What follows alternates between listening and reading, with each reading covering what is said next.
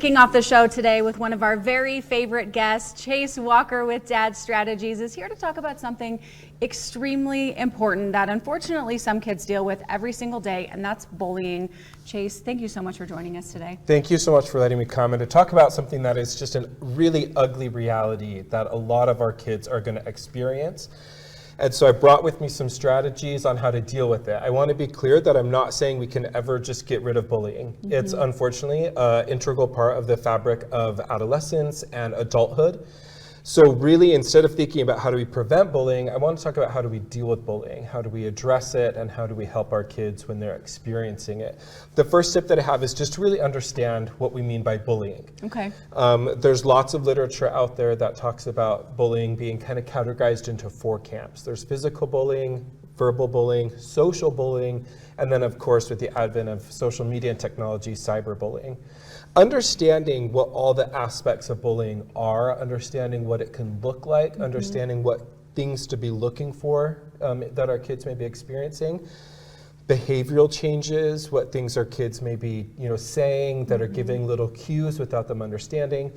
The first strategy is to really immerse yourself in the literature about bullying. Yeah, those 4 categories. Yeah, and it can be really overwhelming. It can be really difficult for you to be reading about a really ugly part of parenting and helping our kids, but it's really important that we are informed so that when we're speaking with our kids, we're coming from a place of not only like, hey, when I was a kid and I was bullied, but we're also coming from through the lens of a really informed and professional perspective on how to handle bullying. Absolutely. Okay, what's that second tip? All right, the second is to create really safe places of communication with our kids. That's big. And I love this. I read this on a parenting blog that talked about a 3-3-1 model. So our kid, we get information from them by letting them say something, and then validate. Say something, validate, say something, validate, and then question with a follow-up. Kind of let them work through it, let them tell you how they feel, and then follow up. Yeah, and I think that validation is so important. Particularly as parents, we want to be fixers, right? If we hear our kid did something, we want to just go in,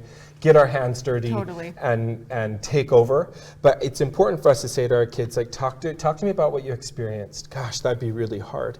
What other things were said? Oh, I can see how that would really hurt your feelings. I like that one. And then to say, let me ask you a question. Okay. And to create that environment so that it's safe. Sure. Okay, and quickly, that last tip. Yep, is to be a proactive advocate. As an attorney, I love defending clients. I have never wanted to defend a client more than my own kids when they've been navigating this.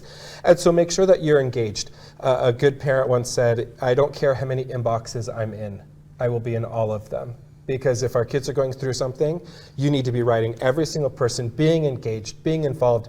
And the best thing that you and I talked about before filming this was to also be the example that bullying is a learned behavior. And so if we want to deal with bullying, one way that we need to be confident in is that our interactions with the people in our lives are never going to get trickled down into our kids, and then they're going to mirror some of that behavior. That's so true. If we want more and to follow you, Chase, where can we go? Yeah, I'm on all social media at Dad Strategies and on dadstrategies.com. You're awesome. Thanks for these tips. So important. Thanks Chase. everyone.